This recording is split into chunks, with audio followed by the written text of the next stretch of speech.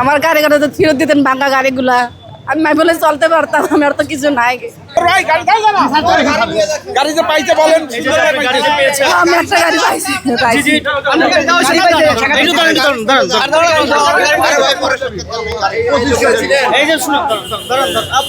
আমি আইতে চাই।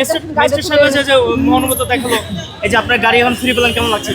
দাদা আমার তো স্বামী নাই, আমার 4-5টা মাই ফেলা ছোট ছোট। আমি রাস্তার কাছে ব্যবসা করে খাই। আজকে তোমার সব নিচে আমার কথা না, এখন চাউল নাই, আমি কি করবো? হ্যাঁ দিছে, তো দিস বেরোত আমার। এখন ভালোই লাগছে, আমরা দয়া করছে।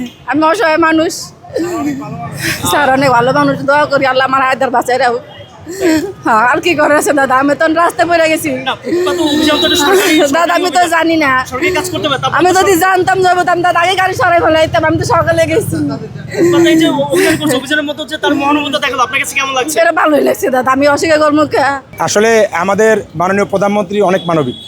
আমাদের মাননীয় প্রধানমন্ত্রী আমাদের সিটি কর্পোরেশনের প্রশাসক মহোদয়দের সঙ্গে দক্ষিণ উত্তর এবং আমাদের ডিএমপি কমিশনার মহোদয় সহ আমাদের যে ট্রাফিকের যুগ্ম কমিশনার আমাদের আনিস স্যার সহ সবাইকে নিয়ে বসে কিন্তু একটা পরিকল্পনা কিন্তু করেছেন এবং পরামর্শ দিয়েছেন। সেক্ষেত্রে উনি বলেছেন যে মানবিক হতে হবে।